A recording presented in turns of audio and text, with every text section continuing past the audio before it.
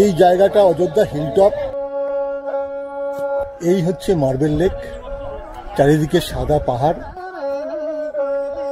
বসন্তের রূপ দেখতে আমরা এসেছি পুরুলিয়ায়। পলাশে রাঙা পুরুলিয়ার সেই রূপ দেখিয়েছি পলাশের টানে পুরুলিয়ার প্রথম পর্বে। দেখিয়েছি বরন্তী, গড়পঞ্চকোট, তেলকুপি ও বান্দা দেউল। সঙ্গে দেখিয়েছি পুরুলিয়ার অন্যতম সাংস্কৃতিক ঐতিহ্য ছৌ নাচ। যারা সেই পর্বটি দেখেননি তারা উপরের আই বোতামে ক্লিক করে পর্বটি দেখে নিতে পারেন। পলাশের টানে পুরুলিয়ার আজকের পর্বে আমরা যাব বরন্তী থেকে অযোধ্যা পাহাড়। দেখে নেব Mayur Pahar, marble lake, Bamni falls, Charida গ্রাম এবং আপার ড্যাম সহ আরও অনেক কিছু। আর সেই সঙ্গে আগুন রঙা পলাশ তো রয়েইছে। আসুন তবে পর্বটা শুরু করা যাক। বরন্তী থেকে এই গাড়িতে করে আজ আমরা যাব অযোধ্যা পাহাড় এবং ওই অযোধ্যা সার্কিটটা আজ আমরা ঘুরব এই গাড়িতে করে। বরন্তী থেকে অযোধ্যা পাহাড় প্রায় 100 কিলোমিটার। যেতে সময় লাগবে 3 থেকে 3.5 ঘন্টা। এই ধরনের একটি 7 সিটের গাড়ির যাতায়াত নিয়ে ভাড়া পড়বে প্রায় 5,500 টাকা।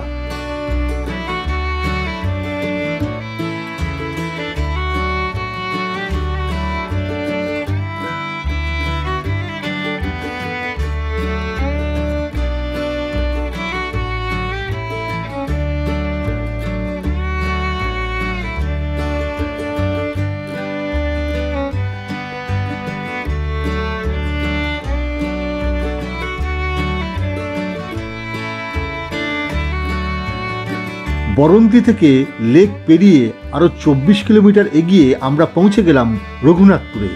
রঘুনাথপুরের কাছেই রয়েছে জয়চণ্ডী পাহাড়।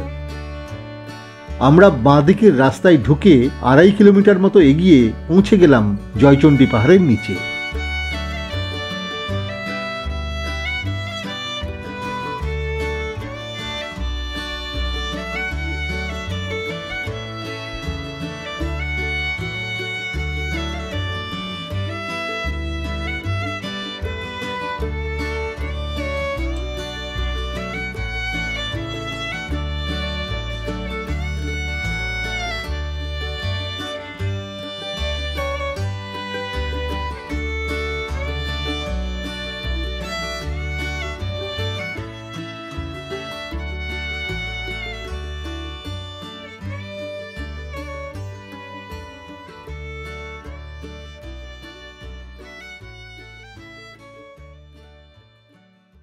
এই হচ্ছে জয়চণ্ডী পাহাড়। এর উপরেই রয়েছে জয়চণ্ডী মাতার মন্দির এবং বজরংবলীর মন্দির। তো সিঁড়ি দিয়ে উঠতে হবে, মোটামুটি আসতে যেতে মিনিট 40 লাগবে। আপনারা যারা এখানে আসবেন অবশ্যই উপরে উঠে দেখবেন। আমি নিচ থেকেই যেটুকু পারছি আপনাদের এই পাহাড়টা দেখিয়ে দিচ্ছি। জয়চণ্ডী পাহাড় পুরুলিয়ার একটি জনপ্রিয় পর্যটন কেন্দ্র। আদ্রা স্টেশন থেকে জয়চণ্ডী পাহাড়ের দূরত্ব মাত্র 4.5 কিলোমিটার।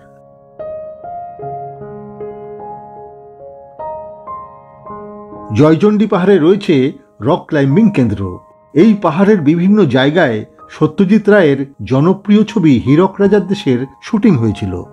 তবে হাতে সময় না থাকায় আমরা নিচ থেকেই জয়চণ্ডী পাহাড় দেখে রওনা দিলাম অযোধ্যা পাহাড়ের দিকে।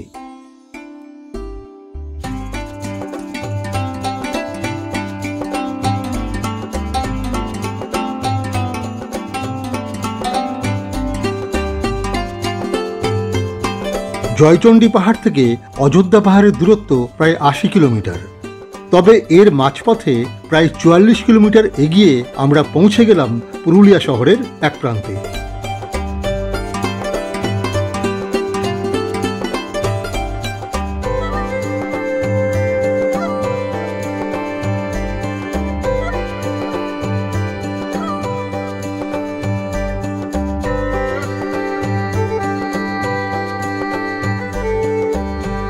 অল্প এগোতেই পথের দুপাশে আগুনরঙা পলাশের দেখা মিলল।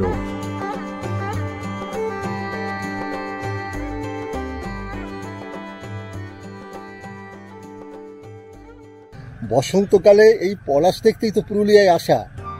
বরন্তিতে আমরা গাছ ভরা পলাশের শোভা দেখেছি। এবার পুরুলিয়া শহরের পাশের এই পলাশ বনের আগুন আমাদেরকে একেবারে মাতিয়ে তুলল।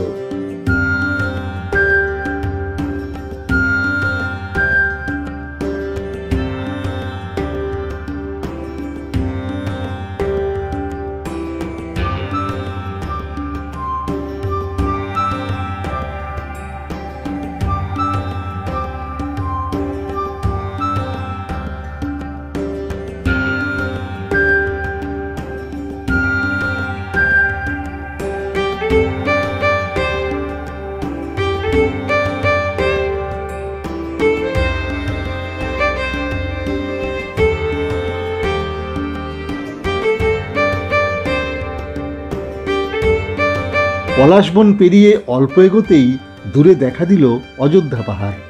দূর হলেও যেন আর দূর নয়, বুঝতে পারলাম আমরা প্রায় পৌঁছে গেছি।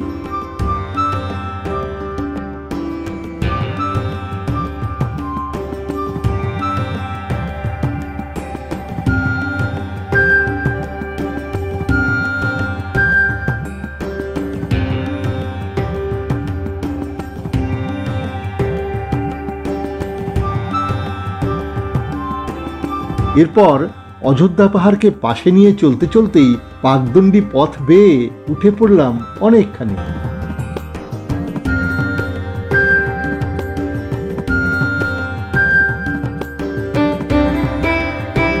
তারপর ঘন জঙ্গলের পথ পেরিয়ে পৌঁছে গেলাম অযোধ্যার হিলটপে।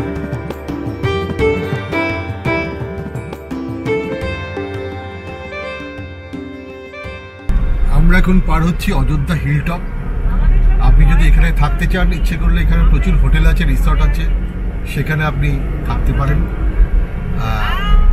বিভিন্ন মানের হোটেল, রিসর্ট, ভারত সেবাশ্রম সংঘ সবই এখানে রয়েছে। অযোধ্যা হিলটপে রয়েছে বেশ কিছু হোটেল, রিসর্ট, হোমস্টে ও দোকানপাট। সেসব পেরিয়ে আমরা পৌঁছে গেলাম ময়ূর পাহাড়ে।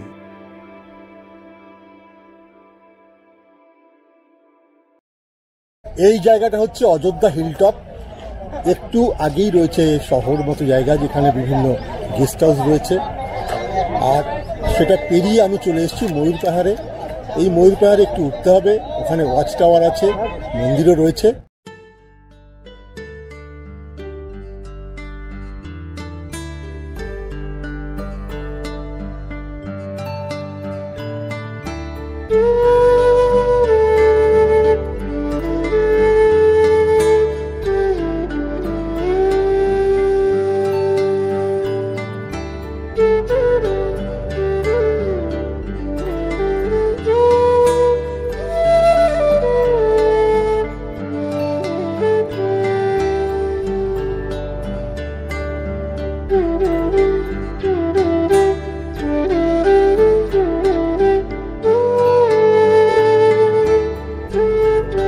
অল্প একটু উঠতে হচ্ছে, কিছুটা এসে সিঁড়ি রয়েছে, এই সিঁড়ি দিয়ে একটু একটু করে উপরে উঠে যাচ্ছি। সামনেই রয়েছে ওয়াচ টাওয়ার।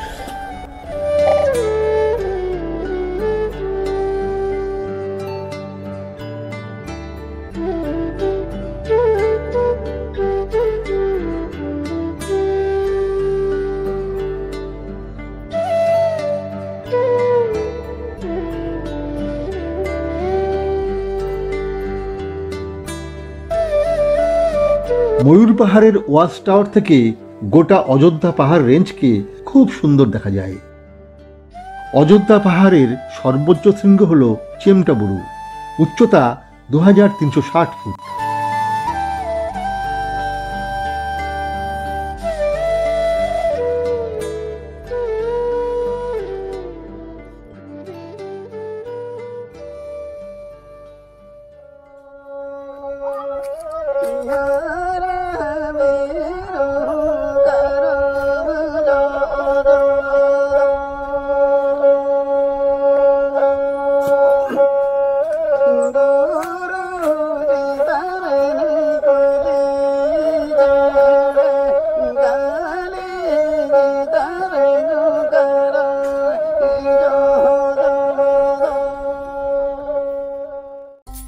ময়ূর পাহাড় দেখে নিয়ে ঘন শাল, পলাশ ও শিমুল জঙ্গলের শোভা দেখতে দেখতে এবার আমরা এগিয়ে চললাম মার্বেল লেকের দিকে।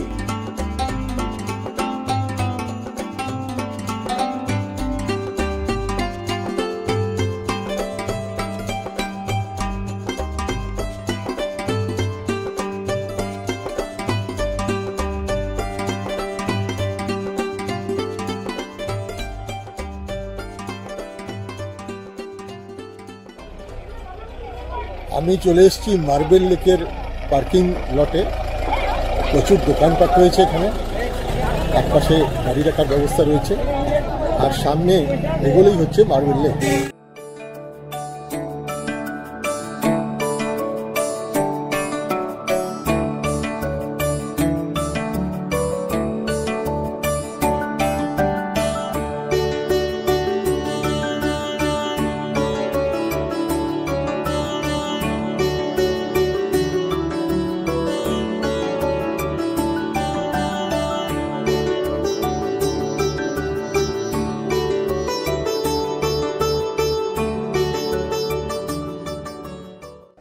মার্বেল লেকের রাস্তায় রয়েছে বেশ কিছু অস্থায়ী দোকানপাট, সেখানে বিক্রি হচ্ছে টুপি, ঘর সাজানোর জিনিসপত্র।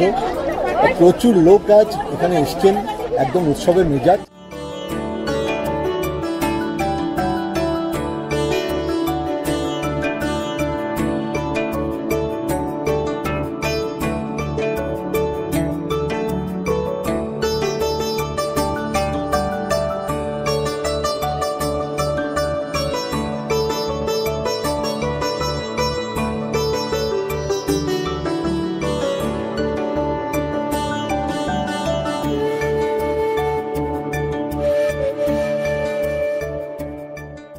এই হচ্ছে মার্বেল লেক।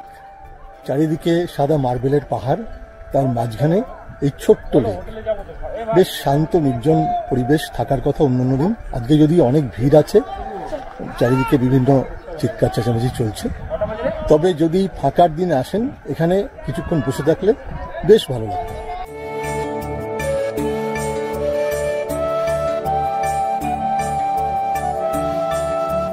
মার্বেল লেক হলো স্বচ্ছ নীল জলের এক শান্ত সুন্দর হ্রদ, যাকে নীল জলের জন্য নীল বাঁধ বা পাতাল বাঁধও বলে।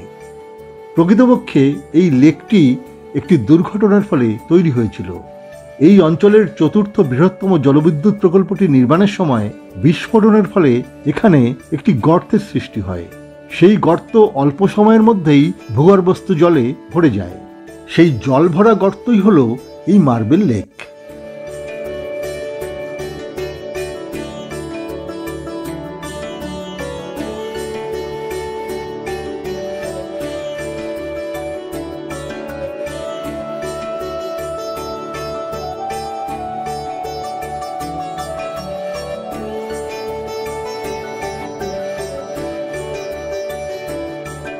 মার্বেল লেকের পরবর্তী গন্তব্য বামনি ফলস। তবে অল্প কিছু দূর এগোতে না এগোতেই আমরা পড়লাম জ্যামের মুখে। চলেছি বামনি ফলসের পথে। আজ প্রচুর গাড়ি এসছে, জ্যামে আটকেছিলাম। এই কোনো নামলাম, দেখুন পরপর গাড়ি, প্রচুর গাড়ি। তো ঠিক সিজনে এখানে প্রচুর লোক আসেন, আর এই স্পটগুলো দেখতে সেদিন সময় লেগে যায়। অযোধ্যা সার্কিট প্ল্যান করার সময় মনে রাখবেন যে মার্চ মাসের দোল পূর্ণিমা সহ কাছাকাছি সব ছুটির দিনগুলোতে এখানে ভিড় উপচে পড়ে। তাই এ সময় এলে অযোধ্যা পাহাড় বা তার কাছাকাছি কোনো জায়গায় থাকবেন এবং সকাল থেকেই ঘোরাঘুরি শুরু করবেন। তা না হলে কিন্তু জ্যামের কবলে পড়ে সব জায়গাগুলো দেখা সম্ভব নাও হতে পারে, যেটা আমাদের ক্ষেত্রে কিছুটা হলেও ঘটেছে।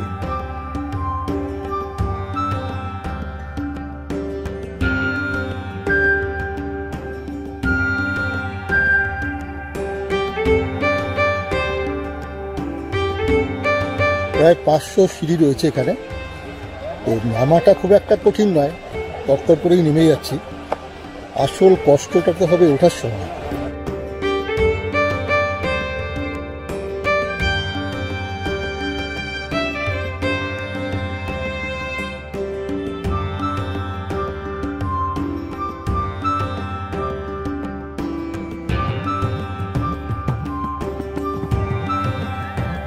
অনেকটা নেমে পৌঁছে গেলাম বামনি ফলসের নিচে। খুব সুন্দর জলপ্রপাত। এখানে অনেক মানুষ একসাথে আনন্দ করছেন, দেখে বেশ ভালো লাগলো। তবে বামনি ফলস থেকে উপরে উঠে আসা বেশি বয়স্ক মানুষদের পক্ষে খুবই কষ্টকর, এটা মাথায় রেখেই নামবেন।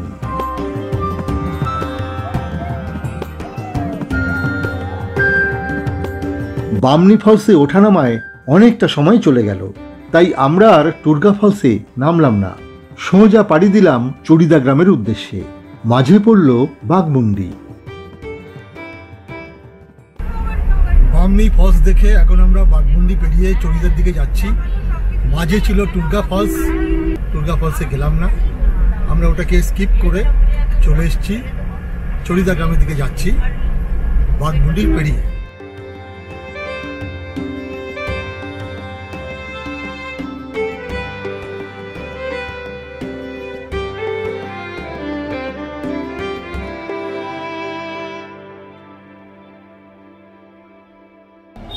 আমি চলে এসেছি চড়িদা মুখোশ গ্রামে। এই গ্রামের শিল্পীরা ছৌ নাচ বা বিভিন্ন নাচের মুখোশ তৈরি করেন। এছাড়াও বাড়ির দেয়ালে যে টানিয়ে রাখা হয় সেই মুখোশও এরাই তৈরি করেন। আমি একটু ঘুরে ঘুরে গ্রামটা দেখিয়ে দিচ্ছি, বিভিন্ন ঘরে কী কী মুখোশ হচ্ছে, গ্রাম করে তৈরি করছেন। তো চলুন একটু দেখে নিই।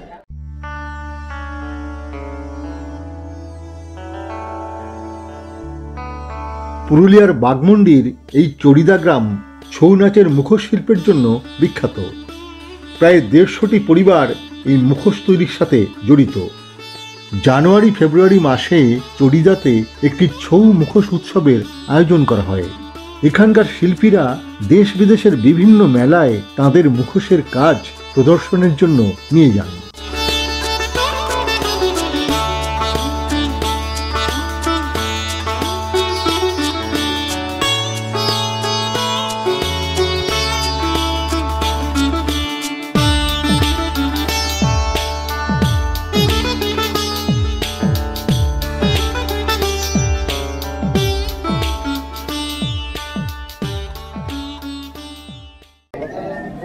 আচ্ছা, এই যে মুখোশ বানাতে আপনাদের কতদিন সময় লাগে একটা মুখোশ?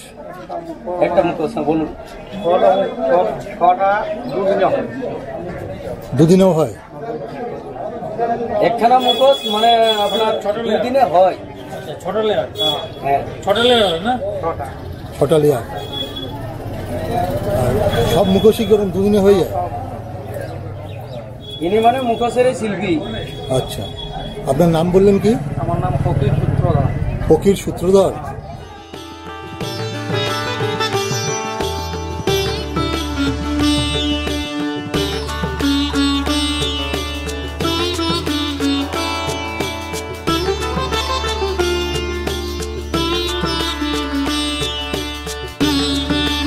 চড়িদা গ্রামেই সঙ্গিয়ানা প্যাকেট লাঞ্চ সেরে আমরা রওনা দিলাম আপার ড্যামের দিকে। যেতে হবে প্রায় 16 কিলোমিটার, মিনিট 40 সময় লাগবে। এদিকে সূর্য ঢলে পড়েছে পশ্চিমে, তাই আমরা লহরিয়া ড্যাম ও লোয়ার ড্যামে আর না দাঁড়িয়ে সোজা গিয়ে চললাম আপার ড্যামের দিকে। তবে আগে তোলা লোয়ার ড্যামের একটি ছোট্ট ক্লিপিংস আপনাদের দেখার জন্য স্ক্রিনের উপর দিয়ে রাখলাম।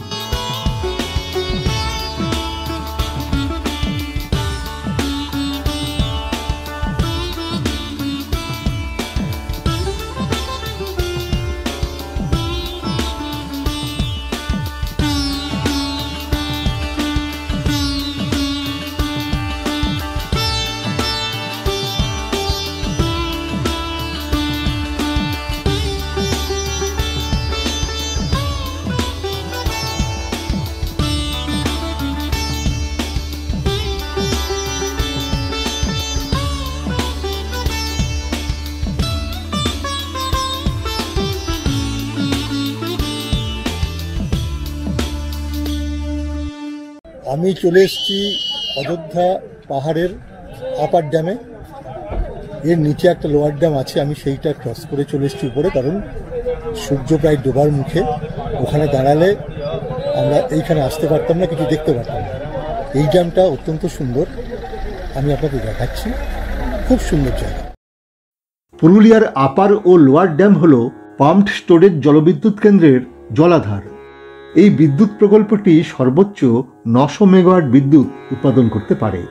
2008 সালে এই প্রকল্পটি চালু করা হয়।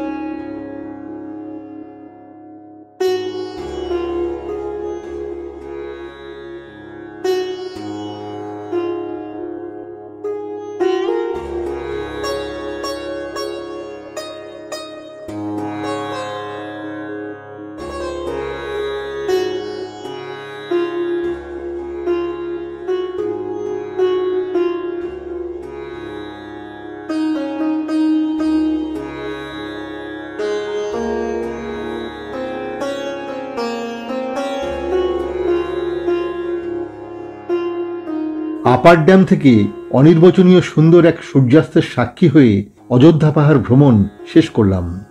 এবার 100 কিলোমিটার পাড়ি দিয়ে ফিরে যেতে হবে বরন্তিতে।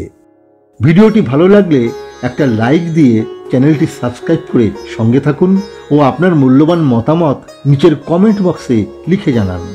দেখা হচ্ছে আগামী কোনো ভ্রমণমূলক পর্বে। সকলে সুস্থ থাকুন এবং অবশ্যই ভালো থাকুন।